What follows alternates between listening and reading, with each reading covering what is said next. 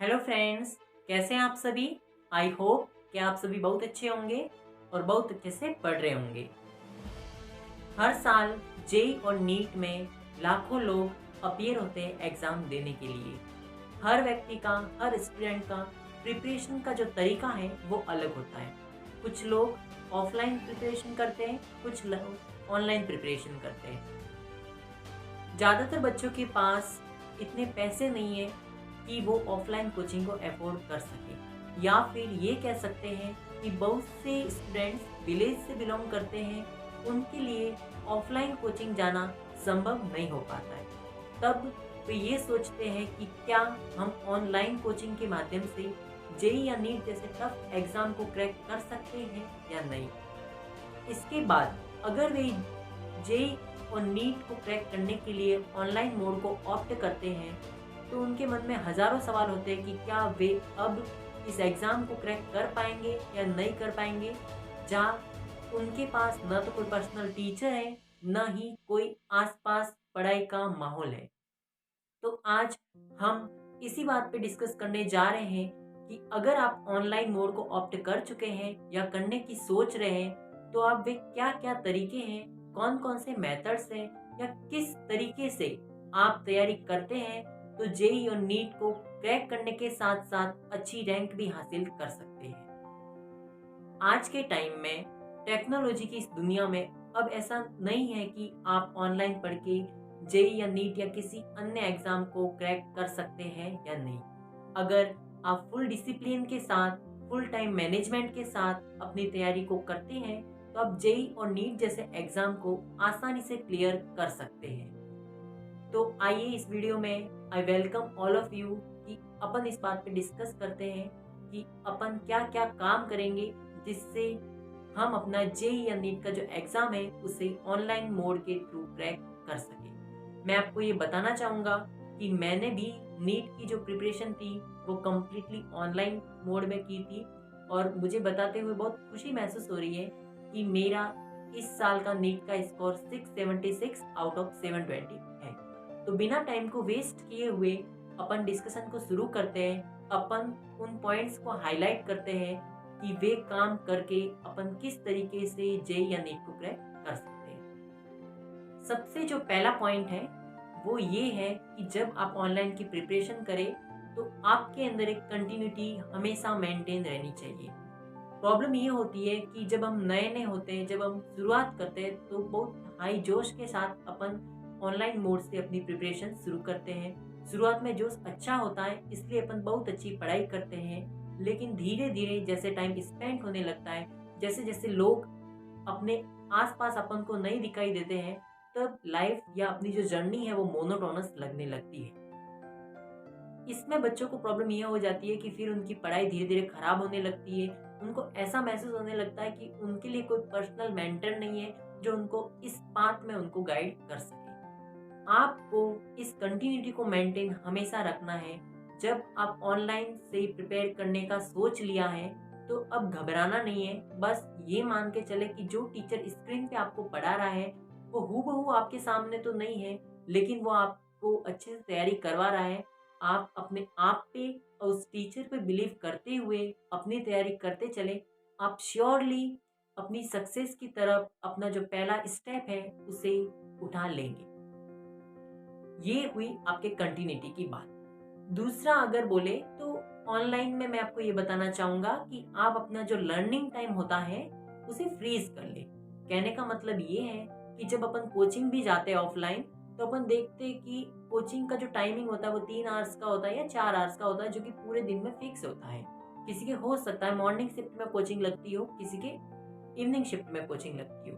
तो आप अपने ऑनलाइन मोड की इस प्रिपरेशन में कोचिंग जैसा माहौल बनाने के लिए अपने लर्निंग टाइम को फ्रीज कर ले। जैसे कि एग्जांपल दूं, तो अगर आप वीडियो फिजिक्स के देखते हैं या केमिस्ट्री के देखते हैं, तो अपना एक शेड्यूल फिक्स कर ले कि आप दोपहर के 1 बजे से 4 बजे के बीच में अपने वीडियोस को देखेंगे, या फिर सुबह 9 बजे से 12 बजे के बीच में अपने जितने भी वीडियोस हैं उनको कंप्लीट कर लेंगे। आप बीच में गैप भी ले सकते हैं, लेकिन अपने टाइम को फिक्स करते हुए अपनी पढ़ाई को कंप्लीट कर ले, अपनी लर्निंग को कंप्लीट करें। एक फिक्स टाइम में अपने वीडियो को देखें और उनको पूरी तरह से समझने की कोशिश करें। तीसरा जो पॉइंट है वो मैं आपको ये बताना चाहूँगा कि बिना लिखने के तो वीडियो लेक्चर्स देखने का भी कोई मतलब नहीं होता है। बहुत से स्टूडेंट्स ऐसे होते हैं जो ऑनलाइन प्रिपरेशन करते हैं, वो वीडियो लेक्चर्स तो देखते हैं लेकिन उनके साथ में नोट्स नहीं बनाते हैं। वो इस चीज़ को इग्नोर करते हैं, वो नोट्स की इम्पोर्टेंस को समझ ही नहीं पा रहे हैं। अगर आपने ऐसा सोच लिया है कि अब आप ऑनलाइन प्रिपरेशन करने जा रहे हैं, आपको जेईई या नीट बहुत अच्छे मार्क्स से क्रैक करना है, तो प्लीज़ नोट्स बनाना ज़रूरी है। आप नोट्स को हमेशा बनाएंगे। जो भी आपको टीचर वीडियो लेक्चर में आपको जो इम्पोर्टेंट पॉइंट बता रहा है, उनको आप अच्छे से नोट्स में बना लें।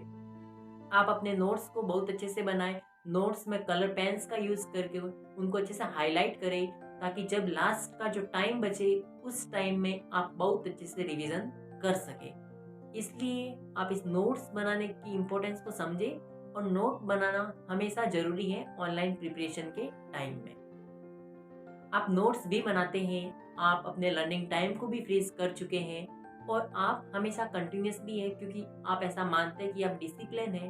तो इसके बाद आपको करना ये है कि जैसे ही ऑनलाइन लेक्चर कंप्लीट हो जाता है तो मोस्ट ऑफ ऑनलाइन कोचिंग्स में आपको डीपीपीज दिए जाते हैं, आपको असाइनमेंट दिए जाते हैं, आपको कुछ क्वेश्चंस प्रैक्टिस करने के लिए दिए जाते हैं। तो आपको जिस टाइम लिमिट में उन क्वेश्चन को प्रैक्टिस करने के लिए दिए जाते हैं, उसी टाइम लिमिट में अपने क्वेश्चंस को प्रैक्टिस करें। जैसे ही आप लेक्चर पूरा करें, आप अपने हिसाब से अच्छा सा टाइम देख के उस दिन के जो भी क्वेश्चन प्रैक्टिस है उन्हें आप पूरा कर लें। क्वेश्चन प्रैक्टिस को प्रोकास्टिनेट न करें, कल के भरोसे न छोड़े। आप ये माने कि या आपको फिजिकल टीचर ने आपके सामने बैठ के आपको ये क्वेश्चन दिए हैं, इसलिए आपको इनको पूरा करना ही है। जब आप रोज का अपना ये काम धीरे धीरे रोज पूरा करेंगे तो आपको कॉन्फिडेंस बिल्ड होने लगेगा और आपको ऐसा महसूस होने लगेगा कि हाँ, आप सही पाथ पे हैं, आप बहुत अच्छे से पढ़ रहे हैं। क्वेश्चन प्रैक्टिस में अगर मैं आपको बताऊं तो आप कोई एक्स्ट्रा बुक की बजाय आपको जो आपकी कोचिंग या आपके जो ऑनलाइन टीचर है वो जो डीपीपी दे रहे हैं उनको प्रैक्टिस करने की कोशिश करें, क्योंकि वो आपसे बहुत ज़्यादा एक्सपीरियंस्ड है।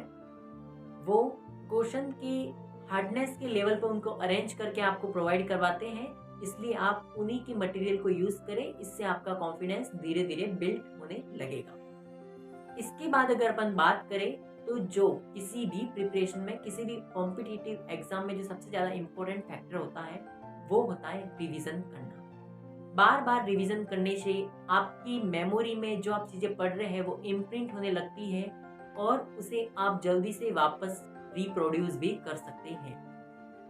हो सकता है कि आप ड्रॉपर हो सकता है फ्रेशर हो। किसी की ये जर्नी 2 साल की होगी तो किसी की 1 साल की होगी। तो आपने इन सालों में जितना कुछ भी पढ़ा है उसको आपको एग्जाम के दिन 3 या 2 घंटे में उस चीज़ को याद करके अपने आंसर की में उसको प्रोड्यूस करना है। इतना सिलेबस होने के बावजूद भी आपको ज़्यादातर चीज़ें याद आनी चाहिए। इसके लिए ये मस्ट है कि आप रिवीजन बहुत अच्छे से करें। जितना आप पढ़ते हैं उससे भी कई ज़्यादा इम्पोर्टेंट होता है रिवाइज करना। ऑफलाइन कोचिंग्स में तो आपके जो ऑफलाइन टीचर होते हैं वो आपको काम देते हैं और आप उसको रिवाइज करके लेके आते हैं। दूसरे दिन आपको क्लास में पूछे जाते हैं और आप उनका जवाब भी देते हैं, तो वहाँ पे थोड़ा ये चीज़ आसान होती है। जबकि ऑनलाइन में ये चीज़ थोड़ी सी मुश्किल महसूस होती है कि अपन रिवीजन कर रहे हैं या नहीं। आप अपना रिवीजन जल्दी करें, आप रिवीजन को कभी स्किप ना करें और अच्छे से अगर आप अपने सारे चैप्टर्स को रिवाइज कर रहे हैं तो आपका सिलेक्शन कोई नहीं रोक सकता है। इसलिए प्लीज़ रिवीजन को इग्नोर ना करें, इस पे सबसे ज़्यादा ध्यान दें। ऐसा अगर हो कि आपके 1-2 चैप्टर लीव हो रहे हैं तो भी कोई प्रॉब्लम नहीं है, लेकिन कम से कम आप रिवीजन को इम्पोर्टेंस देंगे और उस पर आप अच्छा काम भी करेंगे। चौथा जो पॉइंट है वो ये है कि आप रिवीजन करते हैं, आप क्वेश्चन प्रैक्टिस भी करते हैं, तब बात आती है मॉक टेस्ट की, सेल्फ एनालिसिस की।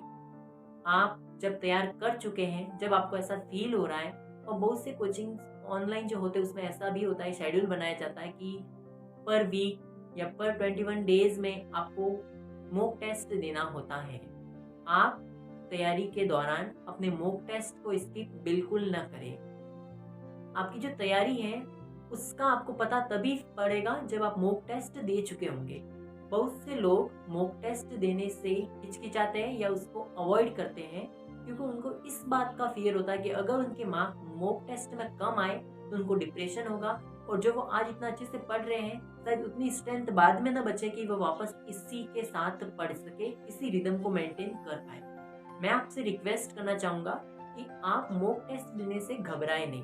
अगर आपके मार्क्स कम भी आ रहे हैं तो उससे आपका नुकसान नहीं होगा। आपके जो क्वेश्चंस गलत हुए हैं, जब आप उनका एनालिसिस करेंगे तब आप पाएंगे कि आपका कहाँ कमी रह गया। आपको क्या फॉर्मूला याद नहीं था, क्या आपको कंसेप्ट याद नहीं था, या आपको कंसेप्ट उस एग्जाम के प्रेशर में आपके माइंड को क्लिक नहीं किया। इसलिए मॉक टेस्ट को एक अपॉर्चुनिटी माने, उसको आप एक अपॉर्चुनिटी की तरह देखकर ये समझे कि ये वो मेथड है जिससे आपको आपकी कैपेबिलिटीज का पता पड़ रहा है, आपने वीडियो लेक्चर में कितना गेन किया है, आपने क्वेश्चन प्रैक्टिस में कितना समझा है। ये एक साइन बोर्ड की तरह एक्ट करता है। इसलिए मॉक टेस्ट को जरूर अटेम्प्ट करें, और उनको अटेम्प्ट करने के बाद जो सबसे इम्पोर्टेंट काम है उनका एनालिसिस आप जरूर करें। अगर आप नीट के लिए प्रिपेयर कर रहे हैं तो फिजिक्स और केमिस्ट्री में आप अच्छे से एनालिसिस करें, उससे आपको कॉन्फिडेंस आएगा, और जो मोस्ट ऑफ स्टूडेंट्स का जो फिजिक्स वीक होता है उसमें उनकी स्ट्रेंथ धीरे धीरे बढ़ने लगेगी। ये चीजें हैं जिन्हें आप करके, आप अपने मॉक टेस्ट को देके, आप अपने क्वेश्चन प्रैक्टिस को करके, अच्छे नोट्स बना के ऑनलाइन मीडियम के थ्रू भी जेई या नीट जैसे टफ एग्जाम को क्रैक कर सकते हैं। एक जो ऑनलाइन जब अपन पढ़ते हैं तो प्रॉब्लम ये होता है कि ऑफलाइन कोचिंग्स में तो डाउट आने पे डाउट काउंटर्स होते हैं, वहाँ पे जाके हम अपने डाउट्स को सॉल्व कर सकते हैं। वहाँ पे टीचर्स ऑलवेज रेडी होते हैं अपनी हेल्प करने के लिए कि आपको अगर कोई डाउट आए तो आप उनके पास जाके उस क्वेश्चन का सॉल्यूशन ले सकते हैं। ऑनलाइन मीडियम में लोगों को बहुत प्रॉब्लम होती है कि वो अपने जो डाउट्स हैं उनको कहाँ से पूछे और कहाँ से उनका सॉल्यूशन गेन करे।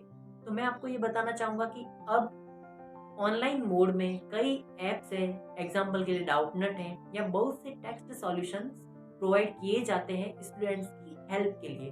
तो आप इन जो ऐप्स है या जो ऑनलाइन एप्लीकेशंस है इनका भरपूर फायदा लें, इनको यूज़ करें और अपने जो भी डाउट्स हैं उनको तुरंत ही क्लियर करके अपनी नेक्स्ट मॉक टेस्ट की प्रिपरेशन को शुरू करें।